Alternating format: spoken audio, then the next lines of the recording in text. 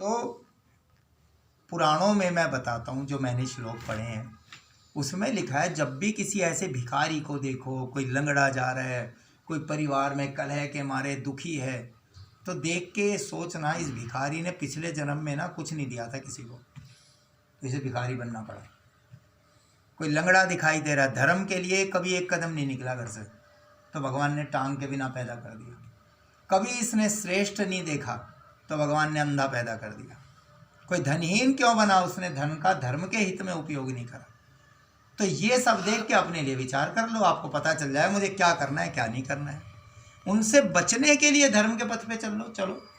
देखो, दो तरीके के लाभ होते हैं ना, कंपनियां भी यही करती हैं। सबसे पहले तो उसके गुण बताती हैं, और गुण से अगर कोई आकर्षित ना हो तो ना उपयोग करने की हानियां बताती हैं। तो कई बार हानि के डर से आप उपयोग कर लेते हैं, जैसे सरकार वैक्सीन के नाम पे कर रही है। सीधे सीधे लाभ के कारण नहीं लगवाएंगे लोग, अब डर हो रहे हैं, नया कोरोना वैक्सीन, ऐसा कोरोना ऐसा आ रहा है जिससे दांत गिर जाते हैं, हार्ट अटैक पड़ रहा है लोगों को। हाँ, ये न्यूज़ ने दिखाया, अंधे हो रहे हैं। तो मार्केटिंग के तरीके हैं ये दोनों, लेकिन मैं वो दोनों तरीके नहीं अपना रहा। मैं तो वास्तव में बता रहा हूँ कि संसार में जितने भी दुख दिखाई दे रहे हैं वो किसी के कारण नहीं मिल रहे। मैंने पिछले जन्म में जो बोया था वो मुझे काटना पड़ रहा है। इस जन्म में मैं ना चूकूं किसी के प्रति, मैं अपने कर्तव्य से चूकूंगा नहीं, बस। क्योंकि हमारी ये यात्रा यहाँ पे समाप्त नहीं होगी। देखो, कल ही महाराज जी की कथा चल रही है विष्णु पुराण की, तो उन्होंने ध्रुव भक्त की कथा सुनाई। ध्रुव भक्त की कथा तो आपको पता है, उत्तानपाद के घर में पैदा हुए, है ना। दो पत्नियां थी, सुरुचि सुमति। वो जो है सुमति के उससे उत्पन्न हुए, तो पिता ने गोद में बैठाने लगे तो सुरुचि ने मना कर दिया, मेरे कोख से जन्म लेना था। और उसके बाद वो तपस्या के लिए घर से निकले, भगवान को पाऊंगा। तो विष्णु पुराण में लिखा है, जब घर से निकले तो सप्त ऋषि मिल गए। देखो, हम भगवान की ओर कदम बढ़ाते हैं ना, तो तुरंत भगवान के दूत आपको मिल ही जाएंगे। कैसे पहुंचना है, सब रास्ते तैयार हैं, हम ही नहीं निकलते, हम एक कदम भी नहीं बढ़ाते। उन्होंने उपदेश दे दिया, है ना, भगवान के 12 अक्षर मंत्र का, और ध्रुव ने तपस्या करी और ध्रुव को वरदान मिल गया। अब ये कथा और कहीं नहीं आई विष्णु पुराण के अलावा। जब भगवान की स्तुति ध्रुव ने कर ली, विष्णु पुराण में जो ध्रुव की स्तुति है वो वेदों के अंदर जो पुरुष सूक्त है, जिससे ब्रह्मा जी भगवान की स्तुति करते हैं, वही स्तुति वेद व्यास जी ने श्लोकों में निबद्ध करी ध्रुव के माध्यम से। इतनी उत्तम वो स्तुति है।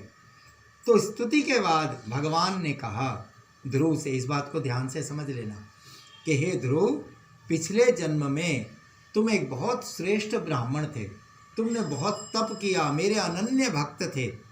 लेकिन जब तेरी भक्ति पूर्ण होने को थी, तुझे फल मिलने को था मेरी प्राप्ति का, बस उससे कुछ समय पूर्व तेरी मित्रता एक राजकुमार से हो गई, इसलिए तुझे दोबारा मनुष्य का जन्म लेना पड़ा। ये पाप हो गया। क्या पाप हो गया? सारी जिंदगी तप में बिता दिया। अब राजकुमार से दोस्ती हुई तो उसे लगा हम तो ऐसे ही कभी चने खा लिए, कभी बेर खा लिए, ये देखो ये है रहन सहन तो असली महल में है। सारी तपस्या करके वो जो जीवन, जब कुछ समय बचा था तो राजकुमार से दोस्ती का ये परिणाम हुआ।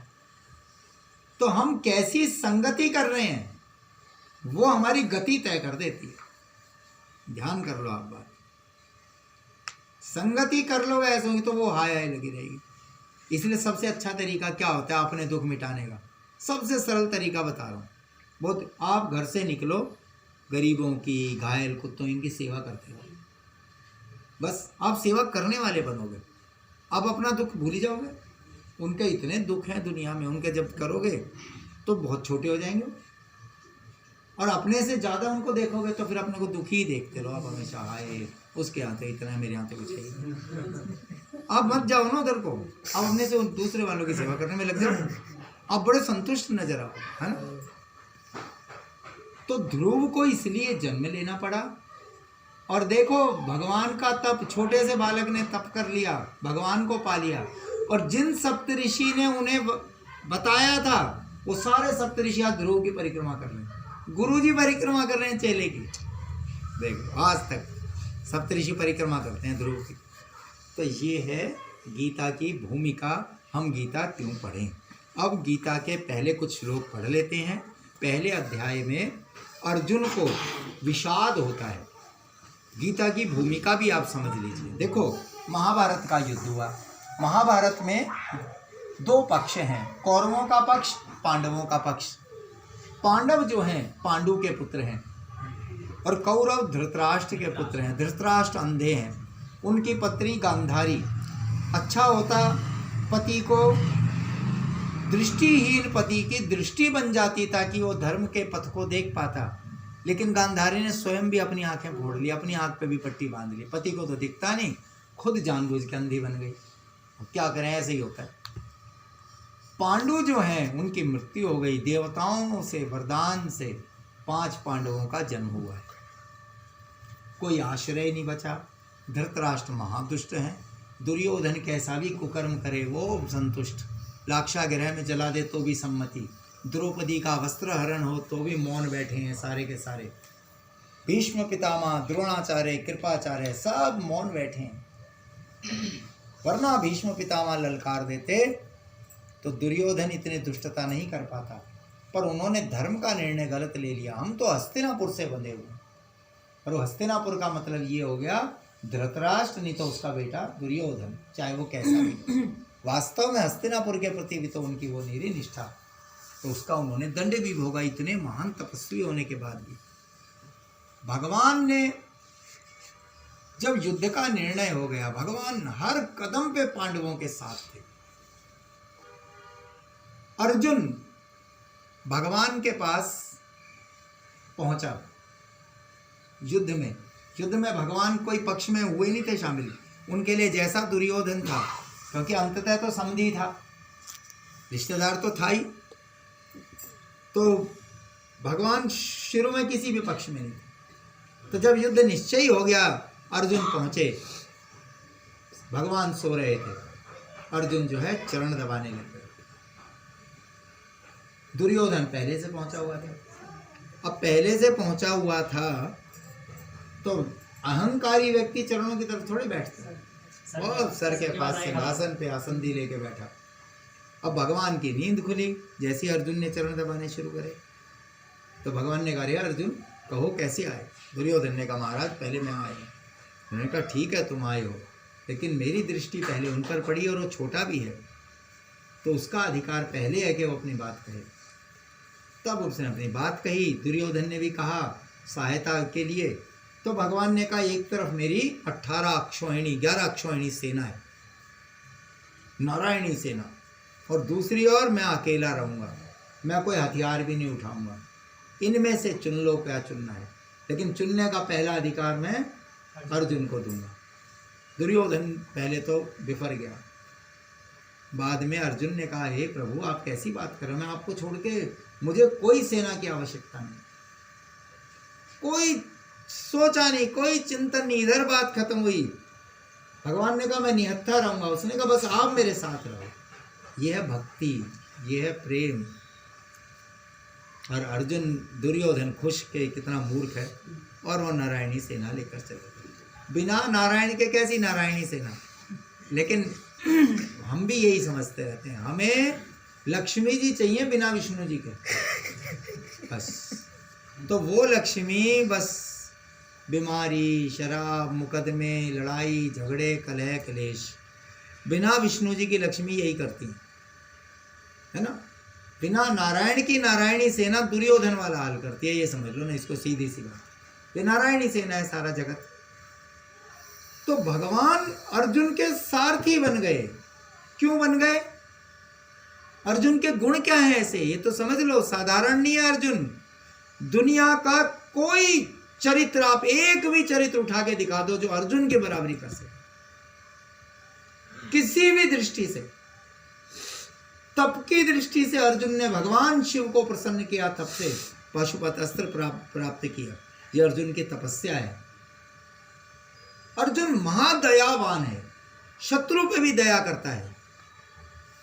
अर्जुन महान चरित्रवान है। आप कल्पना कर सकते हो, छोटी छोटी बातों पे स्खलित हो जाने वाले हम लोग, थोड़ा आकर्षण दिखा और हमारी नजर गंदी हो जाती है। भगवान इंद्र ने अर्जुन को आधे सिंहासन पे बैठा रखा है और उर्वशी जैसी अप्सरा, देव अप्सरा, वो नृत्य कर रही है। अर्जुन ध्यान से देख रहे हैं, तो उसने सोचा ये मेरे को प्राप्त करना चाहता है। वो अपने शरीर की सेवा देने अर्जुन के कक्ष में पहुंची। अर्जुन ने कहा, हे माता, मैं तो आपको देख के सोच रहा था, मेरे पूर्वजों ने आपसे संबंध बनाकर हमें उत्पन्न किया, तो आप हमारे कुल की माता हो, मैं आपके प्रति भोग्य दृष्टि कैसे रख सकता हूं। स्वयं उर्वशी जिससे परिणय निवेदन कर रही हो, अच्छा चलो तब भी ठुकरा दे। उसने कहा, अर्जुन, अगर तूने मेरे प्रणय निवेदन को नहीं स्वीकारा तो तुझे हिजड़ा बनना पड़ेगा, नपुंसक। एक क्षत्रिय के लिए इससे बड़ा पाप क्या होगा। अर्जुन ने वो भी स्वीकार किया। बताओ, एक भी उदाहरण दुनिया का बता सकते हो ऐसे चरित्र का? एक भी नहीं मिलेगा, है ना। तो ये अर्जुन का तप, ये अर्जुन का चरित्र। और युद्ध के समय उनके पास कुछ भी नहीं, कोई सहायता नहीं, तब भी नारायणी सेना को ठुकरा के और निहत्थे भगवान को स्वीकार लेना, इसलिए भगवान सारथी हुए, है ना। और वह अर्जुन युद्ध में भी जब खड़ा हुआ तो जिन कौरवों ने उनका राज्य नष्ट किया, उनका इंद्रप्रस्थ छीन लिया, उनकी संपत्ति छीन ली, बार बार जहर दिया, डुबोने का यत्न किया, लाक्षागृह में जलाया, और अर्जुन कहता है इन्हें मारकर स्वर्ग का भी राज्य अगर मेरे को मिलेगा तो खून से सना ये राज्य में नहीं चाहता। अर्जुन का विषाद ये है। अर्जुन का विषाद ये नहीं है ये मुझे मार डालेंगे। अर्जुन को डर नहीं है, अर्जुन को पक्का पता है मैं इन्हें मार डालूंगा, लेकिन वो कहता है इन गुरुओं को, इन मेरे श्वसुरों, सालों को, ये जो रिश्तेदार मेरे सामने आए, इन्हें जीत कर स्वर्ग का भी राज्य में नहीं चाहता। ये है अर्जुन का विषाद। उसका विषाद भी हमारे लिए सम्मान के योग्य है। देखो, हमारा विषाद ये होता है हाय मेरे रिश्तेदार मुझे लूट लेंगे, और उसका विषाद ये है कि मैं स्वर्ग का भी राज्य पा जाऊंगा तो मुझे नहीं चाहिए।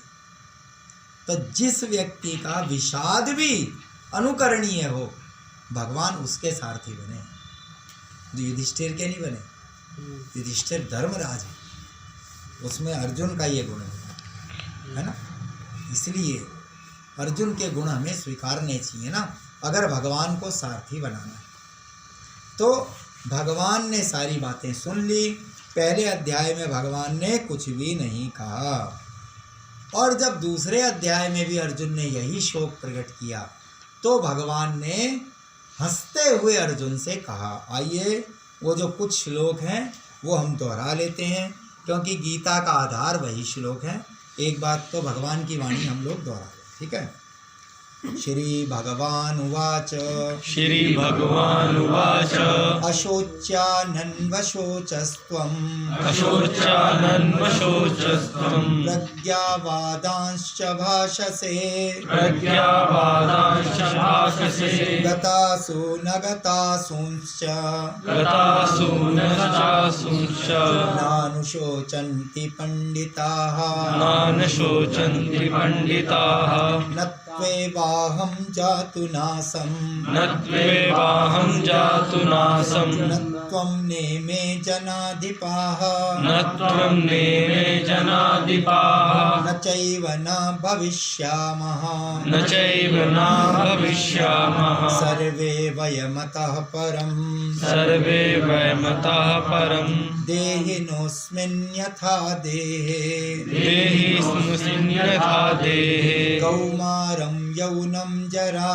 कौमारं यौनं जरा, तथा देहान्तरप्राप्तिर्, तथा देहान्तरप्राप्तिर्, धीरस्तत्र न मुह्यति, धीरस्तत्र न मुह्यति, मात्रा स्पर्शास्तु कौन्तेय, मात्रा स्पर्शास्तु कौन्तेय, शीतोष्ण सुख दुःखः, शीतोष्ण सुख दुःखः, आगमापायिनो नित्याः, आगमापायिनो नित्या, तान् तितिक्षस्व भारत तितिक्षस्व भारत यं हि न व्यथयन्त्येते यं हि न व्यथयन्ते ते पुरुषं पुरुषर्षभा पुरुषं पुरुषर्षभा समदुःखसुखं धीरं समदुःखसुखं धीरं सोऽमृतत्वाय कल्पते सोऽमृतत्वाय कल्पते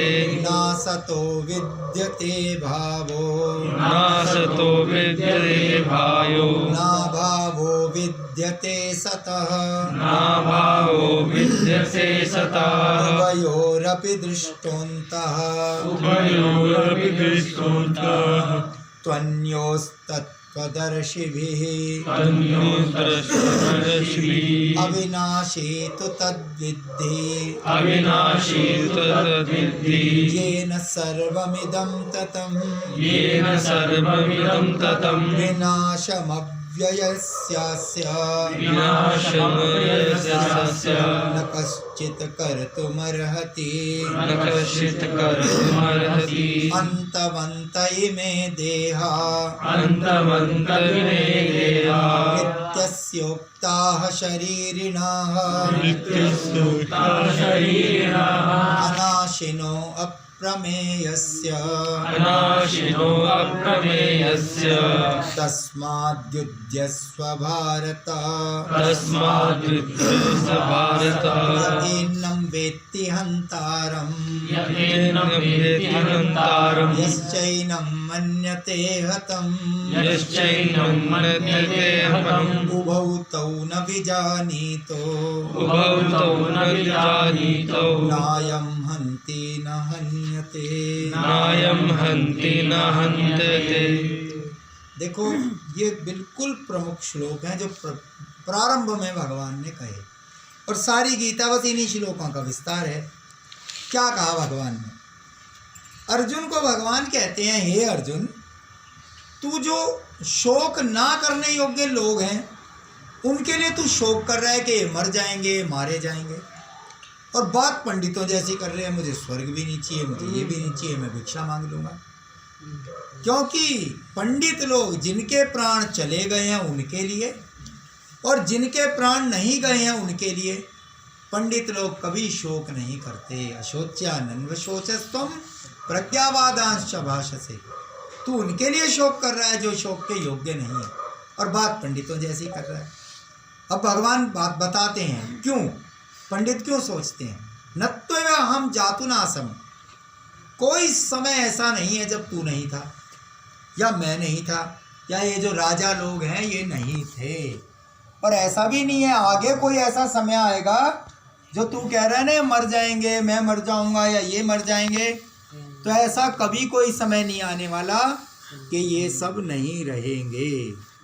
भगवान ने उदाहरण दिया, ये जो शरीर है इसमें बचपन आया था, देहिनोस्मिन् यथा देहे, इस देह की प्राप्ति में जीवात्मा में कौमारम, बचपन आया चला गया, हमने देखा है बचपना। वो जो छोटा सा शरीर था अब कहाँ गया, बचा नहीं ना, चला गया। यौनम, यौवन भी चला जाएगा, बहुतों ने देख लिया यौवन को जाते हुए। जरा, बुढ़ापा, तो जो मृत्युशैया पर उन्होंने बुढ़ापा भी जाते हुए देख लिया। तथा देहांतर प्राप्तिर, और जैसे ही बुढ़ापे के बाद शरीर नष्ट हुआ नई देह मिल गई। तो इसमें जो धीर पुरुष है वो सोचता है बचपन का शरीर नहीं बचा, जवानी का शरीर नहीं बचा, बुढ़ापे का शरीर नहीं बचा, नई देह प्राप्त हो गई। जब हमारे रोकने से कुछ बच ही नहीं रहा तो मोह किससे करना। या तो हम रोक लें, हम रोक नहीं पाए ना बदलाव को, बदलाव नित्य है। तो जब रोक नहीं पाए तो धीरस्तत्र न मोह्यति, जो ज्ञानी व्यक्ति है, धी बुद्धि वाला व्यक्ति है, वो इसमें मोहित नहीं होता। अब भगवान जो बात बता रहे हैं इसको अगर हम अपना लें, सारी गीता का ज्ञान आपको उपलब्ध हो जाएगा। बस ये चीज़ मान लो, क्या? मात्रा, स्पर्श, है ना, सुख दुख, सर्दी गर्मी, शीतोष्ण सुख दुख। सर्दी गर्मी, मात्रा, मात्रा माने कभी कुछ कम चीज़ मिल जाती है, कभी ज़्यादा मिल जाती है, किसी को कम मिला है, किसी को ज़्यादा मिला है। स्पर्श, किसी को सुख का स्पर्श मिल रहा है, किसी को दुख का स्पर्श मिल रहा है। कई हम चाहते हैं हमें सुखी, जिन लोगों से स्पर्श से हम सुखी हों हमें वो मिले। कई सोचते हैं जिनके स्पर्श से मुझे दुख मिलता है वो मुझे कभी स्पर्श, वो मुझे मेरे निकट कभी ना रहे, पर वो उन्हीं के निकट रहता है जिनसे दुख मिलता है। भाई इसी का तो अंतर है दुनिया में। भाई किसी को कोई स्पर्श मिल गया, किसी को ज़्यादा मिल गया, किसी को थोड़ा कम मिल गया, किसी को थोड़ी ज़्यादा सर्दी लग रही है, किसी को कम लग रही है। शीतोष्ण सुख दुखा, कभी बहुत सुख का अनुभव होता है, कभी दुख का अनुभव होता है। तो जब ये सारे अनुभव हमें आते हैं तो हम क्या सोचें, आगमा पाइनो नित्या, आते हैं चले जाते हैं। कभी बहुत सुख की स्थिति थी वो चली गई, अब दुख की स्थिति है, पहले भी कई बार आई है और हमने उसको जाते हुए भी देखा है। अब सर्दी से कांप रहे हैं, जम जाएगी दिल्ली, 0 डिग्री से नीचे पहुंच गया। 2 महीने बाद कह रहे होंगे गर्मी जला डालेगी सबको। 2-3 महीने बाद गर्मी के विज्ञापन आने शुरू हो जाएंगे, है ना। तो शीतोष्ण, कभी सर्दी की चर्चा ज़्यादा हो रही तो उसकी चर्चा हो गई, ये भी जाती। पहली बार हम देख रहे हैं सर्दी को, पर ऐसे लग रहे हैं हाय, लग रहा है कि सर्दी कभी जाएगी नहीं। कितनी बार हमने देखा है सर्दी के बाद गर्मी आई है और रो रो के गई है, हाय सर्दी नहीं हुई इस बार, ठंड नहीं पड़ रही। अब पड़ गई तो कब जाएगी ठंड, बहुत कभी चल रही है। जबकि हम सालों से देख रहे हैं आते जाते। तो यही जिंदगी है, सुख दुख लाभ हानि आते हैं चले जाते हैं।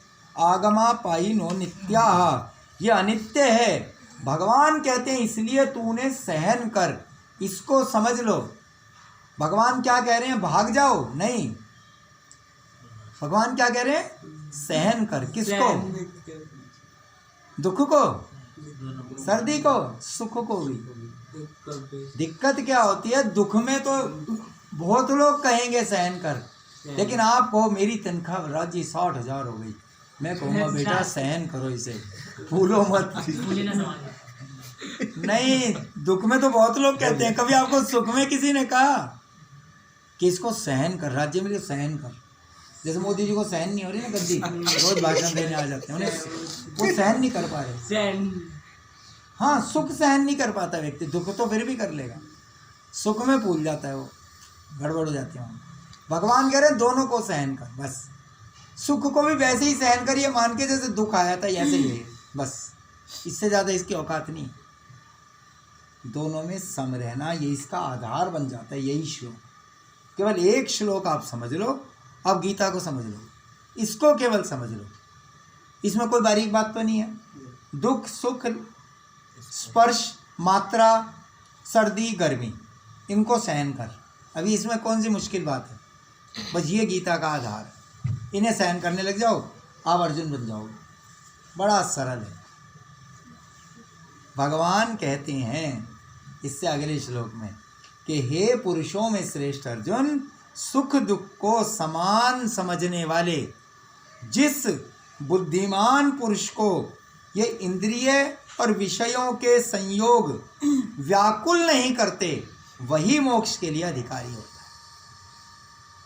कोई मेरी बात दोहरा सकता है, मैंने अभी क्या कही, दोबारा बोलता हूँ फिर देखता हूँ कौन दोहरा सकता है। भगवान कहते हैं हे पुरुषों में श्रेष्ठ अर्जुन, दुख सुख को समान समझने वाले जिस बुद्धिमान पुरुष को इंद्रिय और विषयों के संयोग व्याकुल नहीं करते, वह मोक्ष का अधिकारी होता है। कौन बोल सकता है बात? 2 बार बोला है, देखो आधी बोल दो, शुरू करो, बाकी मदद करें। बताइए।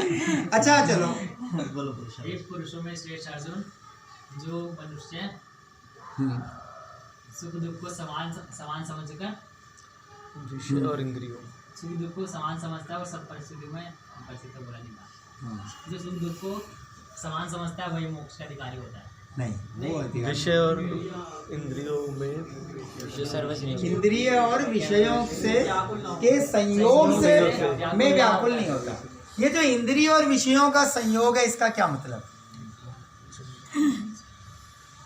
इंद्रिय और विषयों का संयोग, देखो रसगुल्ला अच्छा लगता है लोगों को, है ना, रसगुल्ला क्या है? एक गोल प्राणी है, उसमें डूबा हुआ, जीभ पे आता है, बड़ा सुख मिला। तो विषय है रसगुल्ला, जीभ है इंद्रिय, उसका संयोग हुआ तो सुख मिला। यही होता है ना? ठीक है, विषय और इंद्रियों के संयोग से ठीक है। एक में सुख मिला, दो में, और कोई डंडा लेके 10 खिलाए और 20 खिलाए और 100वां खिलाए, सुख मिलेगा? तो वही रसगुल्ला जो सुख हेतु था वो दुख हेतु कैसे बन गया? बताओ। नहीं, संयोग तो हो रहा है, एक ही बार हुआ ना। नहीं सही, तो इसका मतलब क्या हुआ कि इंद्रिय का विषय से संयोग, पहले आप उसकी मात्रा तय करोगे, इतना मात्रा हो तो सुख, इससे ज्यादा मात्रा हो तो दुख। स्वभाव से, गणित के हिसाब से तो भाई ज्यादा मात्रा ज्यादा सुख। 1 करोड़ रुपए मिले तो 1 किलो सुख, 1000 करोड़ से 1000 किलो सुख होना चाहिए ना, होता ही है। तो 10 रसगुल्ले से वो सुख क्यों नहीं मिल रहा है जो खाली 1-2 से मिला था? और 100 से तो 100 गुना मिलना चाहिए था। देखो, इंद्रिय और विषयों का संयोग है, इस समझ लो, ये सारे सुख दुख की औकात क्या है? इंद्रिय और विषयों का संयोग। बस उदाहरण बता रहा हूँ, एक में भी सुख नहीं मिलता कई बार। जैसे आपने मान लो 2 लाख रुपए की मोटरसाइकिल खरीदी, नई स्टाइल वाली, उसी समय चोरी हो गई। मैं रसगुल्ले लेकर जाऊं, दीदी रसगुल्ले खा लो, आपको एक में भी सुख नहीं मिलेगा। अगर इसलिए मात्रा में भी सुख नहीं है, कई गलत फहमी में हो कि एक से सुख मिलता है, वो परिस्थिति में निर्भर करता है ना। फिर वही महाराज जी एक वो उदाहरण देते थे हमेशा, मैं कई बार दिया, फिर दे रहा हूँ उदाहरण। एक व्यक्ति नहीं, एक युवा कॉलेज में एडमिशन लिया, 2 दोस्त थे पक्के, खूब मेहनत से पढ़ाई करने लगे। अब एक की आंखें 4 हो गई, वो किसी लड़की के चक्कर में पड़ गया। अब मजनू बना घूमता रहा, पढ़ाई करी नहीं, 1 साल फेल हुआ, 2 साल हुआ, लड़की के चक्कर में 5 साल फेल हुआ, दुखी बन के घूमता रहता। अब वो जो दूसरा लड़का था, उसकी नौकरी भी लग गई, शादी भी हो गई, सही सलामत। अब वो लड़का दुखी होके मजनू बन के, फटी चप्पल पहन के, जीन्स में घूमता रहता इधर से उधर। कई साल बाद पास हुआ, फिर रो पीट के शादी हुई, तो घर वालों से हिसाब किताब नहीं बना, जबरदस्ती शादी करी थी। उसके बाद वो दोस्त मिला, उसकी शादी हो गई जब उस लड़की से, तो बाद में बोलता अब मुझे सुख मिला। तो दूसरे वाले दोस्त ने कहा तुझे कौन से वाला सुख मिला? जब तू कॉलेज में गया तब तू सुखी था, तो तेरा सुख खोया कब था? कौन सा वो क्षण था जब वो तेरा सुख खो गया था? तूने वही तो सुख पाया ना जब तू सुख पहले था तेरे पास तो सुख। तो पहले हमने सुख खोया, पहले आपने तय कर लिया इसके बिना मैं अधूरा हूँ, तो आप दुखी हो गए। फिर जब उसको पा लिया रो पीट के, अब मैं सुखी हो गया। यह है विषय और इंद्रियों का संयोग। अब इसकी औकात कितनी है? एक दिन महाराज जी सोए हुए थे, सुबह उठे, तकिए के नीचे पर्ची मिली, राम सिंह मैं तुम्हारा इंतजार करूंगी। और मेरे को पहले ही शक था इसके ऊपर, ये कहीं और गड़बड़ करते और लड़ाई शुरू करेंगे। पत्नी ने कहा आज अप्रैल फूल है, मैं अप्रैल फूल मनाने के लिए पर्ची छोड़ी थी। ओ नहीं, मेरे को विश्वास तो कभी तुम कर ही नहीं सकती। 2 मिनट फिर सोच में गई। ये विषय और इंद्रियों के संयोग के सुख है, ये सब खोपड़ी की कल्पनाएं है ना। इससे ज्यादा इनको महत्व मत दो। इसीलिए भगवान ने कहा जिनको व्याकुल नहीं करते। ऐसा नहीं है कि कोई ज्ञानी व्यक्ति को रसगुल्ला खाने में स्वाद नहीं आएगा, व्याकुल नहीं करेगा। व्याकुल नहीं करने का अर्थ ये होता है कोई भी आपको सुख मिल जाए दुख मिल जाए, आप गौशाला जाना ना छोड़ो, इसका मतलब व्याकुल नहीं किया। गौशाला का मतलब धर्म। अगर धर्म से जैसे किसी को, जैसे सत्यनारायण की कथा है, वो इसी श्लोक की व्याख्या है, ध्यान से समझना। उसने कहा मेरे को संतान हो जाएगी तो आपकी मैं कथा करूंगा, संतान हो गई, अब व्याकुल हो गया। व्याकुल माने भूल गया ना कथा भगवान की। फिर अब इस कन्या की शादी हो जाए तो शादी हो, फिर भूल गया, ये व्याकुल हो गया। व्याकुल नहीं होता तो क्या करता, धर्म नहीं बोलता ना। तो चाहे तुम्हें 1 करोड़ की लॉटरी मिल जाए तो भी सुबह शाखा जानो, गौशाला जाना है तो आप पहुंच जाओगे। टांग टूट जाए, कोरोना हो जाए तो भी सुबह जाना है तो पहुंच जाओगे। गौशाला भी क्या हमारे लिए धर्म का, मेरे लिए तो वही है। मैं तो धर्म उसी से परखता हूँ कि मेरी परिस्थिति विकट से विकट हो जाए तो भी अगर मैं चूक रहा हूं तो मैं अपने से आंख नहीं मिला पाता, मैं इसलिए जाता हूं बस इस श्लोक के कारण कि इंद्रिय और विषयों के संयोग। मैंने दोपहर में सोना छोड़ दिया था, उसका कारण क्या था, घर पे पहले बहुत सारी गाय आती थी। अब गाय आती 2 बाल्टी रखी हुई थी, अब वो मुंह मारती थी पानी पीने के लिए। तो एक आध बार ये हुआ कि मैं सोचा कि कैसे उठूं, फिर उसके बाद मैंने चप्पल पहननी छोड़ दी। कारण बार बार उठ के वो जाना, चप्पल उतारना, फिर तो मैं चप्पल के बिना ही जाता। सर्दी में रात को 12 बजे भी पानी के लिए गाय आ रही है, तो आपको अपने सहन करना पड़ेगा ना, शरीर को ढालना पड़ेगा, वरना व्याकुल करेंगे। फिर अब कैसे छोड़ें, इतनी ठंड है, तो खुद ही सीखना पड़ता है व्याकुल ना होना। इसीलिए कभी ऐसे मत परखना कि कोई ज्ञानी है वो रसगुल्ले नहीं खा रहा, नहीं, वो सब उपभोग करता है लेकिन उसे व्याकुल नहीं करते, बस इतनी सी बात।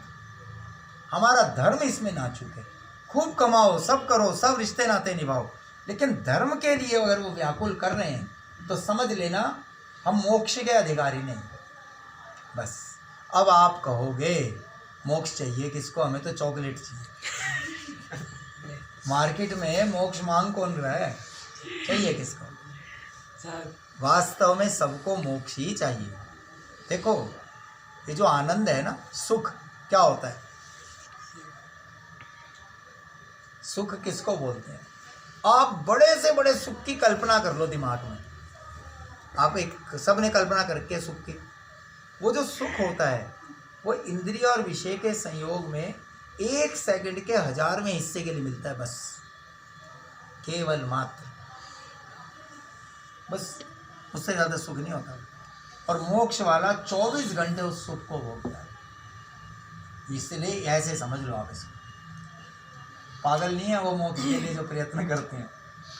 दुनिया के जितने सुख हैं वो उसका एक अंश भी नहीं है, एक अंश। दुनिया के सब साधन मिल जाएं, सारे अंबानियों का पैसा तुम्हें मिल जाए, दुनिया के सारे सुख मिल जाएं, तो भी ये सब तो अंततः ज़्यादा से ज़्यादा यज्ञ करके स्वर्ग पालोगे, अकाउंट खत्म होते लात मार के नीचे गिराए जाओगे।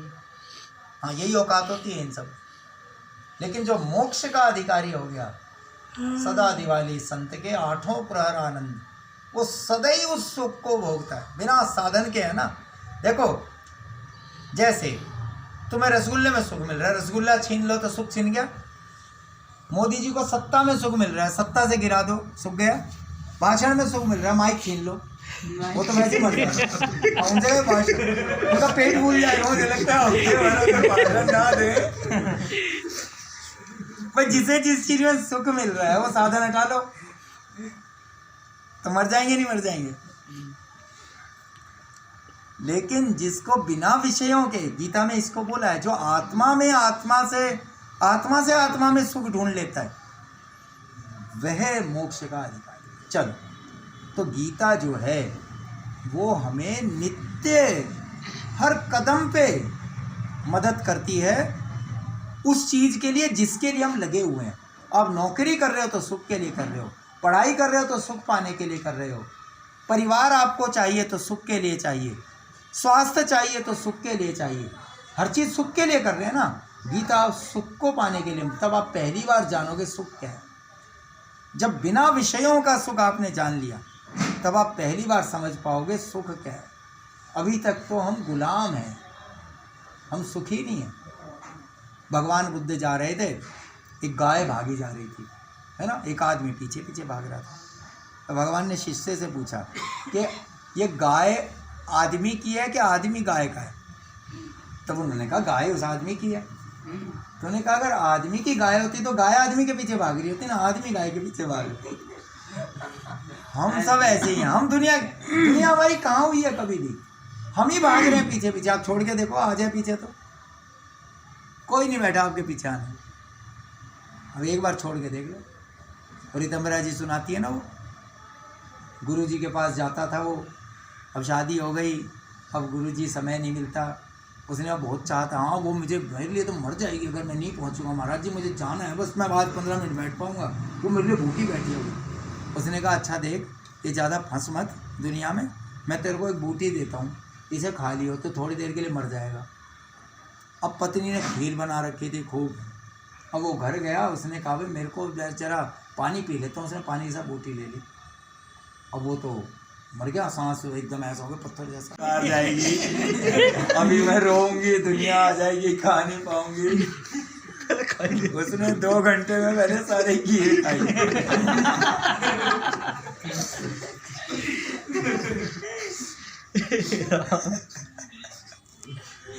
फिर रोना पीटना चालू हुआ, दुनिया आई, कहीं छाती पीट रही है, मर जाऊंगी, ये वो।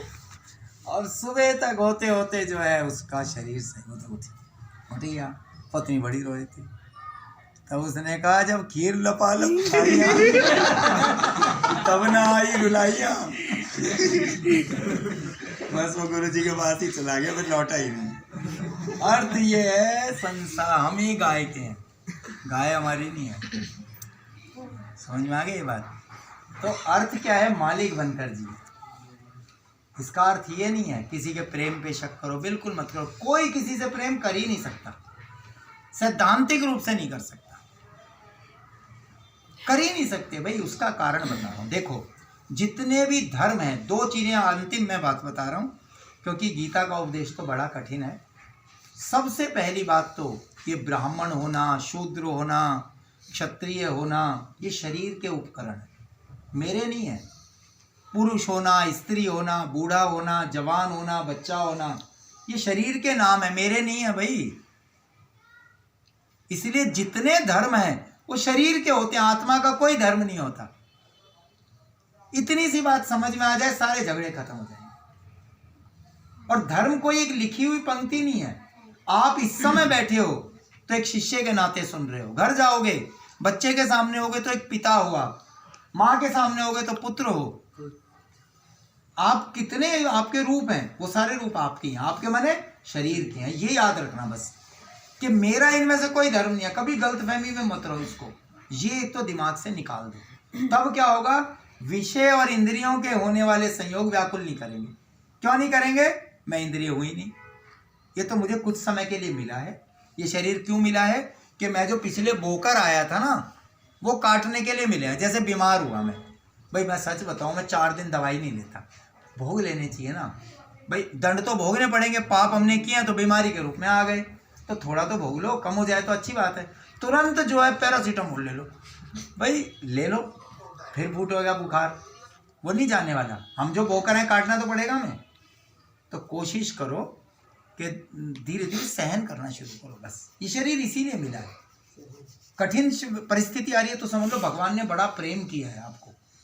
वो चाह रहा है कि आपको इसी में आपका जितना बचा खुचा कर्म है वो सब निपटा दिया जाए, है ना। वरना भगवान बहुत तुम्हें साधन दे देंगे, आप भूल जाओगे उसको। तो अगर भूल जाए तो कबीरदास कहते हैं सुख के माथे सिल पड़े, ऐसे सुख के सिल मारो उसके माथे पे देखे जो भगवान को भुला दे। तासे तो विपदा भली पल पल नाम रटाए। विपदा बहुत अच्छी है जो हर क्षण उसका नाम रटा रही है। इसीलिए कभी सुख आए तो समझ लेना भगवान ने नजर फेर लिया तुम्हारी तरफ से। ये मैं नहीं कह रहा, भागवत में लिखते हैं। हाँ, कुंती ने ये बात मांगी है। कुंती से ज्यादा दुख किसने सहा होगा? एक कुंवारी बालिका, और दुर्वासा जी के वरदान के कारण वो गर्भवती हो गई, बच्चा हो गया। एक तो कि मैं कुंवारी बालिका हूं और बदनामी होगी, एक तो ये भय, फिर बच्चे के प्रति मोह, छाती पे पत्थर रख के बच्चे को टोकरी में बहाना पड़ा। वो तो ऋषि ने वरदान दिया कि तू कुंवारी ही रहेगी। ये कुंती का कष्ट था। विवाह हुआ तो ससुराल में कौन सा दुख कुंती ने नहीं सहा। पति बीमार, पांडु रोग से पीड़ित, उनकी मृत्यु हो गई। फिर धृतराष्ट्र ने जो दुख दिए, खुद अपनी कुलवधू को नग्न होते हुए तक देखा, राज्य बिछड़ते देखा, वनवास में भटकते देखा, पुत्रों को जहर दिए जाते देखा। और उसके बाद जब महाभारत युद्ध समाप्त हो गया, युधिष्ठिर का राज्याभिषेक हो गया, भगवान जाने लगे द्वारिका के, हे बुआ अब मैं जा रहा हूँ, अब मांग लो जो कुछ मांग रहा हूँ।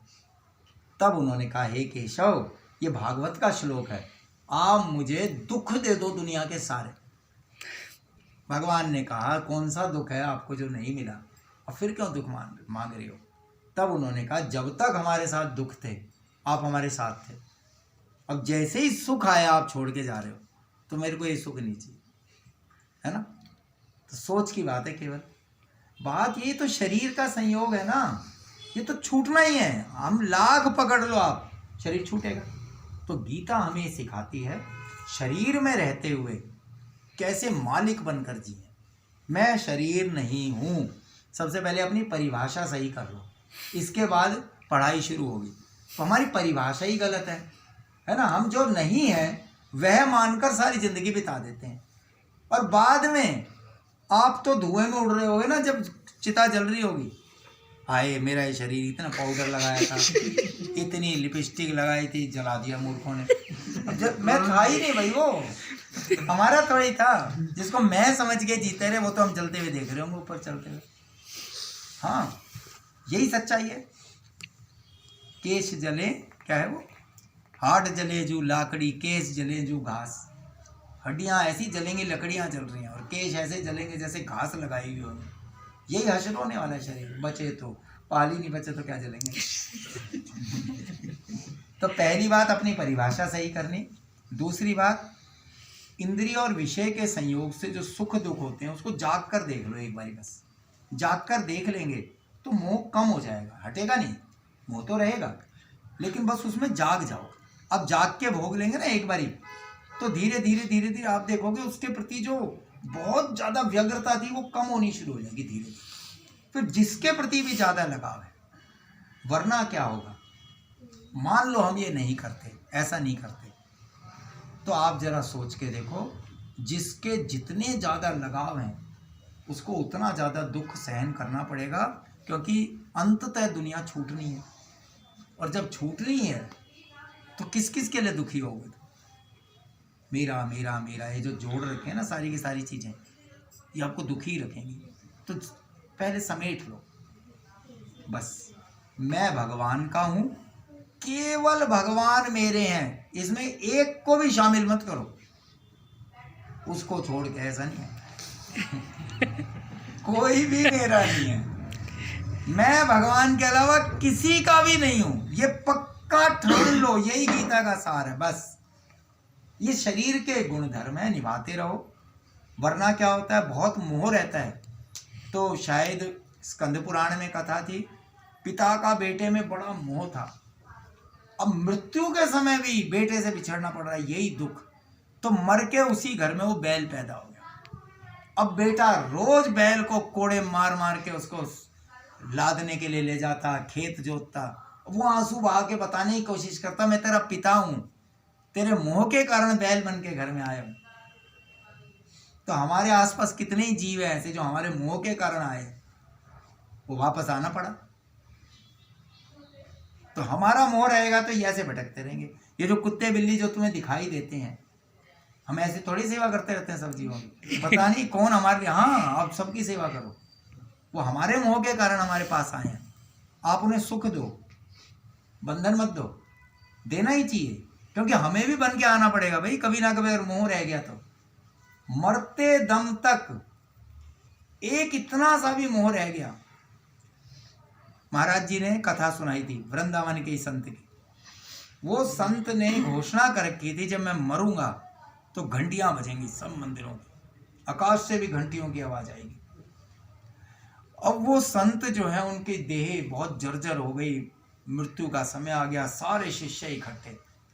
तो उन्होंने कहा था, जब मैं मरूंगा मेरा मोक्ष हो जाएगा, और मोक्ष होते ही तुम्हें घंटियों की आवाजें सुनाई देंगी, सारे घंटे घड़ियाल बजने लगेंगे अपने आप। अब गुरु जी की मृत्यु हो गई, ना घंटे बजे ना घड़ियाल बजे उनकी। तो बिल्कुल सत्य ही कहा है। तब उन्होंने ध्यान लगाया। ध्यान क्या लगाया, गुरु जी जहाँ लेटे हुए थे मृत्यु के समय, तो एक बेर का पेड़ था, बेर का बड़ा पका हुआ फल था। उसे समझ में आ गया गुरुजी का अंत में इस बेर में भाव आ गया, तो उस बेर के फल को तोड़ा, उसमें कीड़ा था, जैसे ही करा वो कीड़ा मरा और स्वर की घंटियां बजनी शुरू हो गई। मरते मरते बेर के फल में मोह हो गया कि मैं ये खा लूं, बस कितना बढ़िया फल है। तो गुरुजी की आत्मा उसमें अटक गई, उसमें जीव अटक गया। तो जैसे उस जीव की मुक्ति हुई तुरंत घंटे घड़ियाल बजने लग गए। तो ये है मोह। अब ये छूटेगा कैसे? मैं की परिभाषा बदल लो, मोह छूट जाएगा। जब मैं शरीर ही नहीं हूं तो मोह किससे होगा? सारे संबंध तो शरीर से हैं। ये गीता का सार है मोटा मोटा, वरना तो ये तो अनंत समुद्र है। क्या पढ़ोगे आप इसमें, क्या पढ़ें, क्या समझाएं? मोटा मोटा ये समझ लो कि मुझे दुखी होकर नहीं जीना है ना, संतुष्ट होकर जीना। इसका सबसे अच्छा तरीका क्या है कि मान लो आप पैसे कमाओ, लेकिन ये गलतफहमी मत मानो कि पैसे मुझे सुखी करेंगे। मैं सुखी हूँ, मैं संतुष्ट हूँ, पहले मान लो। कोशिश करते रहो, कोई दुख आया, बीमारी आई, कष्ट आए, वो दूर होने चाहिए, लेकिन वो दूर होके मैं सुखी होऊंगा ये कभी मत मानो। उनसे को मैं संतुष्ट हूँ, मैं जैसा हूँ भगवान ने जो दिया है ना, लेकिन ये मेरा कर्तव्य है कि मेरे को ये कष्ट दूर करने